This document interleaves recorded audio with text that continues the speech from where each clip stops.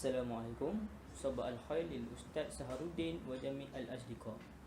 Nahnu man al-majmu'ah as-sab'ah sawfa naqtimu hawla hifzu al-iman min akidah asyi'ah al-manharfa. Adu al-majmu'ah hum Muhaimin, Atika, Atira, Adilah wa Balkis. من بين المحتوى الذي ندرج في المقالة والمقدمة مرجئة أدبية مقسمة إلى عدد إجزاء وهي الخليفة والميزان، تعاليم الشريعة والشيعة، تأثر الشيعة في ماليزيا، تدابير للتعامل مع التعاليم الشيعة، الأثر السلبية لتعاليم الشيعة، وأخيرا الخاتمة.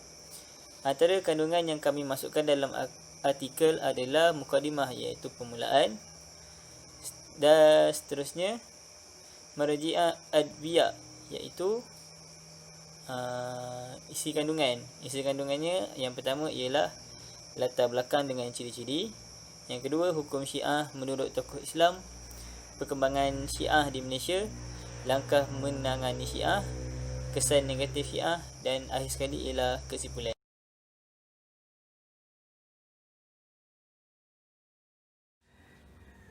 المقدمة قامت البحث والدراسة وتحليل مطلوب بعنوان حفظ الإيمان من عقيدة الشيعة المنحرفة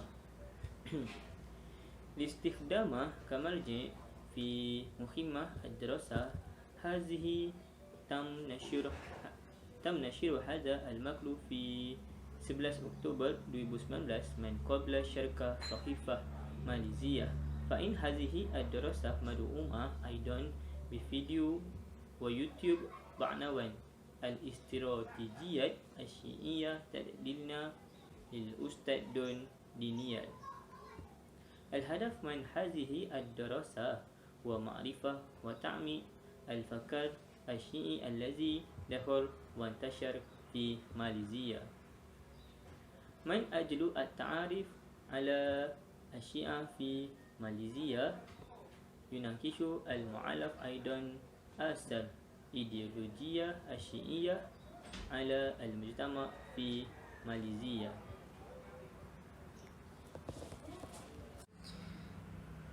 Pengkaji mengkaji dan menganalisis sebuah artikel ini yang berjudul Memelihara Iman dan Akidah Syiah yang Menyimpang untuk dijadikan rujukan dalam tugas kajian ini. Artikel ini diterbitkan pada 11 Oktober 2019 oleh Syarikat Akhbar Malaysia. Kajian ini juga disokong oleh video dan YouTube yang bertajuk Strategi Syiah Menyesatkan Kami oleh Profesor Don Daniel. Tujuan kajian ini adalah untuk mengetahui dan mendalami pemikiran Syiah yang masuk dan tersebar di Malaysia. Untuk mengetahui mengenai Syiah di Malaysia, penulis juga membincangkan kesan ideologi Syiah terhadap masyarakat di Malaysia. فيمت وهو كافر فأولئك حبطت أعماله في الدنيا والآخرة وأولئك أصحاب النار هم فيها خالدون. Maksudnya, dan sesiapa di antara kamu yang murtad ataupun berpaling tadah daripada agamanya, iaitu agama Islam, lalu ia mati sedangkan dalam keadaan kafir, maka orang yang sedemikian rosak binasalah segala amal usahanya yang baik di dunia ataupun di akhirat, di dunia dan di akhirat. Mereka itulah ahli neraka dan kekal di dalamnya selama-lamanya. Surah Al-Baqarah ayat 217. Dalil hadis Nabi sallallahu alaihi wasallam daripada Sa'id bin Aslam radhiyallahu anhu bahawa Rasulullah sallallahu alaihi wasallam bersabda yang bermaksud, sesiapa yang menukar agamanya hendaklah dipancung lehernya. Hadis riwayat Al-Mu'attah. A'udzu billahi minasyaitonir rajim. Innal ladzina yakfuruna billahi wa rusulihi wa yuriduna an yufarraqu bainallahi wa rusulihi wa yaquluna nu'minu bi ba'din wa nakfuru bi ba'din wa yuriduna an yattakhidhu baina dhalika sabila أولئك هم الكافرون حقا وأعتدنا للكافرين عذابا مهينا. Maksudnya, sesungguhnya orang-orang yang kafir kepada Allah dan Rasul-Rasulnya dan bermaksud memperbedakan antara keimanan kepada Allah dan Rasul-Rasulnya dengan mengatakan, kami beriman kepada yang sebahagian dan kami kafir terhadap sebahagian yang lain, serta bermaksud dengan perkataan itu dengan mengambil jalan tengah di antara yang demikian, iaitu iman atau kafir. Mereka lah orang-orang yang kafir sebenarnya. Kami telah menjadikan untuk orang-orang yang kafir itu sisaan yang menghinakan. Surah An-Nisa ayat 150 hingga 151.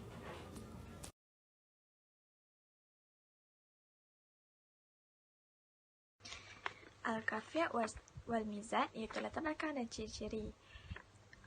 Al-Syiah hum hartaqad at-ta'li al-majudat fil Malaysia fil Al-Quran asta'ada mustalah al-Syiah lil atba' ibad Allah Ta'ala wa fi al-hadis ila anah min asba' Sa'id Ali radhiyallahu anhu. Syiah merupakan salah satu ajaran sesat yang terdapat di Malaysia. Di dalam Al-Quran, istilah Syiah digunakan untuk pengikut kepada hamba-hamba Allah Subhanahu Wa Taala yang mulia, dan di dalam hadis sebagai pengikut Sayyidina Ali radhiyallahu anhu. Sejarah asal hadirnya Syiah ini adalah setelah kewafatan baginda Nabi Muhammad SAW. Terdapat sedikit pembalahan antara golongan Muhajirin dan Ansar ikutan tentang siapakah yang bakal menjadi khalifah setelah kewafatan Nabi Muhammad SAW. Segelintir pendapat mengatakan bahawa ajaran Syiah di Malaysia ini telah wujud disebabkan oleh hubungan antara para pedagang Iran dan Malaysia. Wa min asnad al-wadihat lil Syiah anna al-siyad intama yu'dun as-salat tasqud aydihim ila al-junud wa la tuda' fil al-muntasif mithli ta'alim al-islam al-sihat. Antara ciri-ciri yang jelas dilihat daripada golongan Syiah ini adalah ketika puak Syiah ini menunaikan solat, tangan mereka jatuh ke sisi dan tidak diletakkan di atas pusat seperti ajaran Islam yang sebenar. Wahuna aidan hufrat min asyian allazi yasilun salasa marat faqad fil al-yawm yu'min salat az-zuhur ma'al-sad wal maghrib Izya ar-raham annahum laisu fi tarikhihim bi'al idafat ila zalik fa'in al-ba' at-ta'li al-syi'a la yanahun salatihim bisalam bal yadribun tarafai afqadihim aidamarat. Terdapat juga segelintir penganut ajaran Syiah ini hanya menunaikan solat 3 waktu sehari. Mereka menjamakkan solat zuhur dengan asar dan maghrib dengan isyak walaupun mereka tidak berada dalam keadaan bermusafir. Selain itu, para pengikut ajaran Syiah tidak mengakhiri salat mereka dengan salam, tetapi mereka memukul kedua-dua bahagian paha mereka beberapa kali. Ta'lim syariah Syiah iaitu hukum Syiah menurut tokoh ulama. Azhar al-Islam hiwal al-Syiah kajamiat Islamiyat mawjudat munza mi'at al-sinin wahazi al-jamiat samud as-sahabat wala shima Abu Bakar wa Umar wa Uthman. Sejak awal abad lagi, Islam telah menunjukkan identiti Syiah sebagai kumpulan Islam yang berusia sejak beratus tahun. Golongan ini telah melakukan penghinaan terhadap para sahabat, terutamanya Abu Bakar, Umar, Osman dan Aisyah. Mereka mengkritik, menyesatkan dan memusuhi golongan yang memuliakan para sahabat kerana mereka tidak mempercayai perkara-perkara yang disampaikan oleh para sahabat. Maka dari sini wujudlah para sarjana Islam yang memberikan maklumat yang jelas dari Al-Quran dan As-Sunnah mengenai keutamaan para sahabat Nabi Muhammad SAW bagi menghukum mereka yang meninggalkan Islam. Wabihis al-Iman Malik fa'in al-lazi antaqadu ashab al-Nabi Muhammad SAW fa'innahum la yankulu fi fiyat al-muslimin.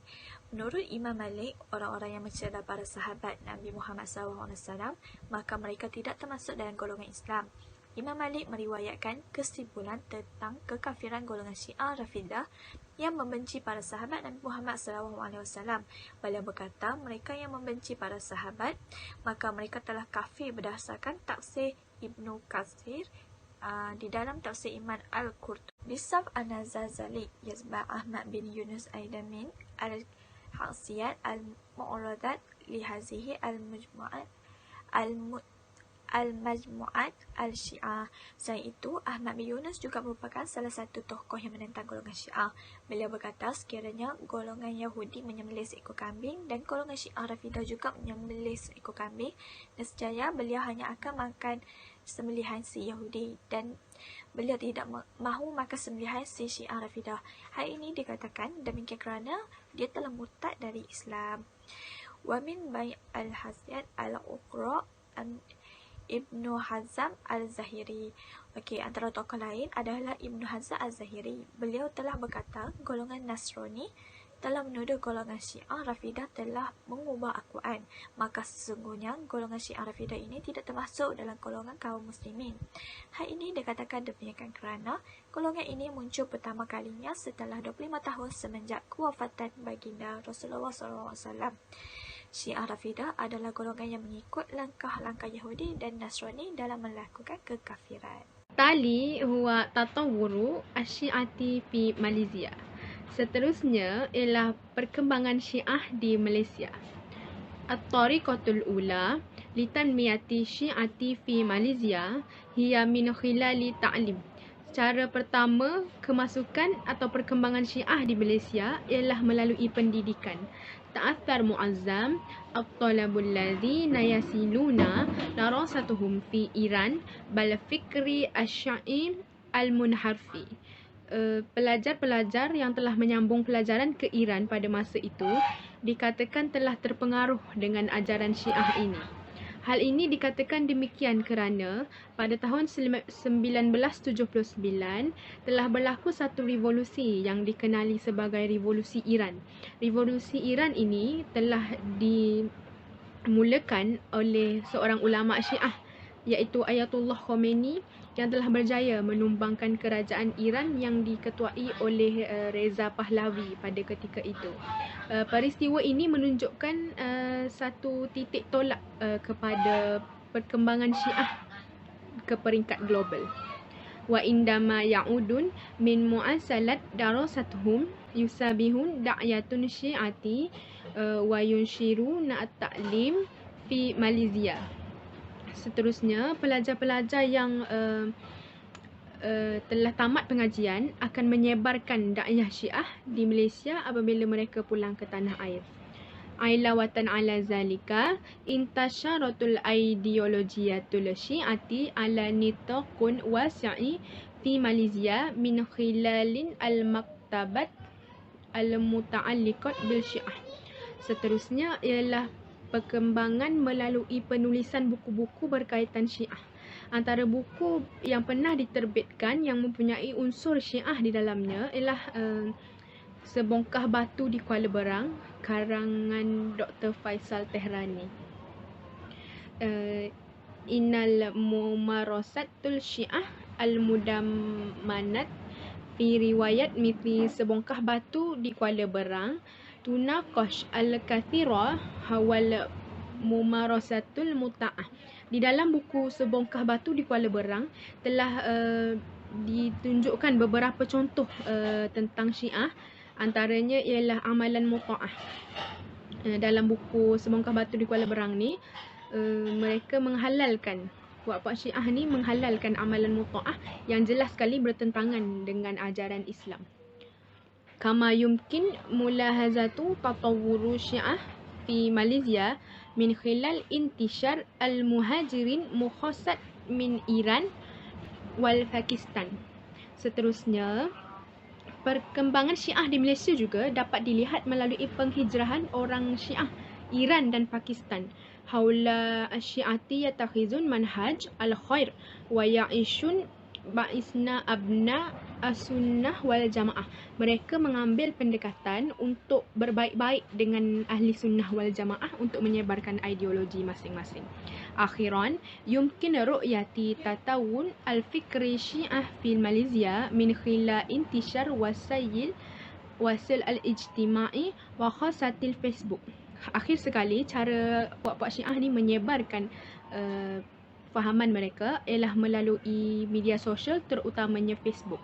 Al-mujtama'u ashalu fi wusul ila asyiati abra Facebook. Mereka menggunakan platform Facebook kerana bagi mereka rakyat lebih mudah mengakses maklumat tentang Syiah melalui Facebook. Tadabbur lita'amuli ma'ali ta'lim asyiah. Wahid Asyahu Abdurrahman Ibrahim Ar-Rabi'u inna ikhtilafa baina sunnati wa syiati la yata'allaqa faqat bal faqa bal yashmul aidan mas'ula as-sawabi wal khata'ah. Qamati idrati diniyatu ba'tiqali za'ama asyiyatun fi Malaysia. وأكدت حلقة دراسية وخطب حول تعليم خاطئة أشية لا إنقاذ المسلمين من تأثير بهذه الأيديولوجية. يجب دائما نشر تعاليم إسلامية في المجتمع المحيط حتى يتمكنوا ومن معرفة المزيد عن الإسلام وتحسين معرفتهم. جهز نفسك بتعليم إسلامي الإضافة إلى برامج استعادة الإيمان. Uraian bagi poin pertama, dan menurut berita harian online, Syekh Abdul Rahman Ibrahim Ar-Rubaini juga mengatakan perbezaan antara ahli sunnah dan ahli syiah bukan sahaja daripada fiqhiyah tetapi juga memabitkan hak dan batil. Syekh Abdul Rahman juga mengatakan bahawa cabaran bagi umat Islam pada masa kini adalah perpecahan yang dibawa oleh ajaran Syiah. Poin kedua pula menerangkan bahawa Jabatan Agama telah mengadakan tangkapan kepada pemimpin-pemimpin Syiah di Malaysia. Mereka juga mengadakan seminar dan khutbah mengenai ajaran palsu iaitu Syiah ini untuk menyelamatkan umat Islam daripada terpengaruh dengan ideologi ini. Poin ketiga pula menerangkan bahawa ajaran Islam haruslah sentiasa disebarkan di masyarakat sekitar agar mereka mengetahui lebih lanjut mengenai Islam dan meningkatkan pengetahuan mereka. Sebagai contoh, kita boleh menyebarkan dengan menggunakan surat khabar, kita menerangkan apa itu Islam, menerangkan apa yang betul, apa yang benar. Dan selain itu, dengan zaman teknologi pada masa kini, kita juga boleh menyebarkannya menggunakan WhatsApp, Telegram dan Instagram. Poin keempat pula ialah melengkapkan diri dengan ajaran Islam. Kita sentiasa kena belajar mengenai Islam agar kita tidak terpengaruh dengan ajaran-ajaran ini. Sebagai contoh, kita boleh mengikuti ceramah yang diadakan di masjid atau surau untuk menambahkan lagi ilmu pengetahuan kita mengenai Islam. Poin kelima ialah mengadakan program pemulihan akidah. Program pemulihan akidah bertujuan untuk membantu golongan yang telah mengikuti ajaran Syiah sebelum ini untuk kembali ke pangkal jalan. Dengan ini, mereka dapat mengetahui apa ajaran agama Islam yang sebenar. Kita di Malaysia juga terdapat 2 pusat pemulihan akidah, iaitu Pusat Pemulihan Jelebun di Negeri Sembilan dan Pusat Pemulihan Akidah Ulu Yam Selangor. Al-Atal Al-Salbiyah Li-Ta'alim Al-Syiah, iaitu kesan-kesan negatif penyebaran ajaran golongan Syiah. Yang pertama, wa min ad-hadru al-idra bisulmiyat al-sahabat sallallahu alaihi wasallam, iaitu kesan yang pertama ialah merosakkan nama baik para sahabat baginda Rasulullah sallallahu alaihi wasallam. Hal ini dikatakan demikian kerana golongan Syiah ini telah mengafirkan Abu Bakar, Umar Al-Khattab dan Uthman Al-Affan dan ditolak dalam spektrum kepercayaan golongan ini. Perkara seperti ini akan menyebabkan golongan Syiah ini menyebarkan kebencian terhadap para sahabat dengan menyebarkan perkara atau info yang tidak betul mengenai para sahabat ini. Perkara seperti ini secara tidak langsung akan menyebabkan sesiapa saja yang baru saja ingin mengenali apa itu ertinya Islam mungkin akan terpercaya dengan apa yang telah disebarkan oleh golongan Syiah ini. Dengan itu, nama baik para sahabat baginda sallallahu alaihi wasallam akan rosak. Fa inna tahir intishar al-Syiah hu anna al-ta'alim al-syiah tuddamis surat al-Islam. Iaitu kesan penyebaran Syiah yang kedua pula ialah ajaran Syiah memusnahkan imej Islam. Perkara yang dilakukan oleh golongan Syiah seperti keganasan, kepercayaan syirik telah menyebabkan imej Islam itu musnah. Hal ini dikatakan demikian kerana golongan Syiah ini membawa nama Islam dalam melakukan perkara yang tidak mengikut kepada syariat Islam yang telah ditetapkan. Perkara seperti ini akan menyebabkan orang bukan Islam akan menganggap bahawa ini adalah cara hidup orang Islam yang sebenar dan sekaligus akan menyebabkan kebencian oleh penganut agama lain terhadap agama Islam menjadi semakin kuat kerana tindakan oleh golongan Syiah ini. Kamaan nash al-ta'alim al-hal taqiyah hu ahad adhar intishal al-Syiah fi Malaysia, iaitu menyebarkan ajaran yang sesat juga merupakan salah satu kesan penyebaran ajaran Syiah. Hal ini dikatakan demikian kerana golongan Syiah ini mengamalkan kepercayaan yang bertentangan dengan syariat Islam yang telah ditetapkan. Golongan Syiah ini menyebarkan kepercayaan kepada perkara-perkara khurafat, tahyul dan bid'ah.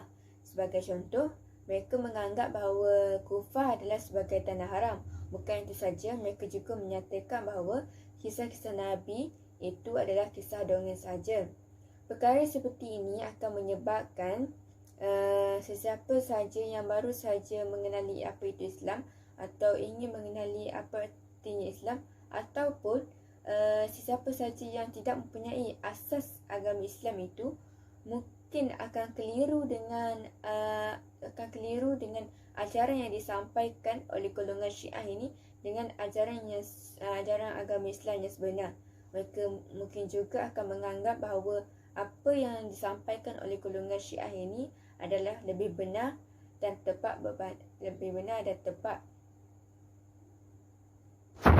Bil al-idafa illa anna hudu alin uf ahad adhar intisha al-ta'alim al-Syiah, iaitu berlaku keganasan juga merupakan salah satu kesan penyebaran ajaran Syiah. Malaysia pernah digemparkan dengan satu berita di mana kumpulan militan Islam yang mencuba untuk menggulingkan kerajaan. Kumpulan Al-Ma'unah yang diketuai oleh Muhammad Amin Muhammad Razali telah merampas senjata milik Angkatan Tentera Malaysia di Gerik Perak. Kumpulan ini telah mengobarkan 3 anggota keselamatan yang telah dijadikan sebagai tembusan ketika dikempung di Bukit Jenali, Perak. Peristiwa seperti ini boleh dijadikan sebagai faktor kepada kejatuhan sesebuah kerajaan seperti yang berlaku di Iraq dan Iraq, di mana penduduk mereka yang mencuba untuk menggulingkan pemerintahan kerajaan Yaman. Bukan itu sahaja, di dalam ajaran golongan Syiah ini juga menyatakan bahawa jikalau mereka membunuh pengikut Sunni iaitu Ahli Sunnah wal Jamaah, mereka akan diberikan satu pahala. Melalui ajaran ini, ia akan mendorong kepada berlakunya keganasan ataupun pembunuhan di dalam kalangan masyarakat. Oleh itu, penyebaran Syiah ini bukan sahaja mampu menggugat keselamatan rakyat, malahan mampu juga menggugat keamanan negara. Fa inna tahi intisha al-ta'alim al-Syiah huktasim al-ummah. Akhir sekali, kesan penyebaran ajaran Syiah ialah memecah belahkan umat. Hal ini didorong oleh pentelikahan antara Sunni dan Syiah yang mempunyai perbezaan kefahaman. Perbezaan kefahaman yang ini telah menjadi faktor atau penyebab kepada pentelikahan dan perbezaan pandangan. Sebagai contoh, bagi golongan Syiah ini, mereka menganggap bahawa tidak semua sahabat baginda Rasulullah SAW itu boleh dipercayai dan beriman. Mereka hanya menganggap beberapa orang sahabat sahaja seperti Abu Diza dan Zubair. Manakala bagi Sunni pula, mereka menganggap bahawa semua sahabat baginda Rasulullah SAW itu beriman dan boleh dipercayai dan membantu baginda dalam menegakkan agama Islam. Perbezaan kefahaman ini turut mempengaruhi kehidupan seharian manusia seperti perkahwinan dan puasa. Terdapat satu peristiwa di mana proses perceraian yang melibatkan antara Sunni dan Syiah telah menyusahkan proses perundangan. Menyusahkan proses perundangan ini secara tidak langsung menyebabkan berlakunya pertelikahan dalam menyelesaikan masalah itu. Oleh itu, penyebaran ajaran Syiah ini telah menyebabkan berlakunya perpecahan umat.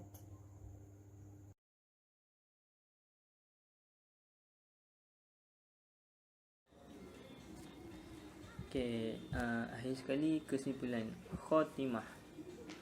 Al-bahas yamkunu an yazid man ma'rifah atiyar asyi'i al-manharfah an tariq al-iman as-sahih. توفر هذه الدراسة أيضا وعيا للأمر حول بدعة الشيعة لتجنب التأصيل بالتعاليم. بالإضافة إلى ذلك كان لهذه المقالة أيضا تأصيل على المحارات اللنح للبحاثين. أنزل هذه الدراسة أيضا محارات التفكير النقدي. Okay. Kesimpulan yang kami dapatnya, pengkaji dapat meningkatkan pengetahuan mengenai aliran Syiah yang sesat melalui iman yang benar. Selain itu, kajian ini juga memberi kesedaran kepada umat tentang bid'ah Syiah agar tidak terpengaruh dengan ajaran Syiah tersebut. Selain itu, artikel ini juga memberi kesan terhadap kemahiran insaniah terhadap penyelidik. Bukan itu sahaja, kajian ini juga telah meningkatkan kemahiran berfikiran secara kritis. Okey, sekian daripada kami kumpulan 7. Ma'assalamah. Ma'assalamah wa liqa.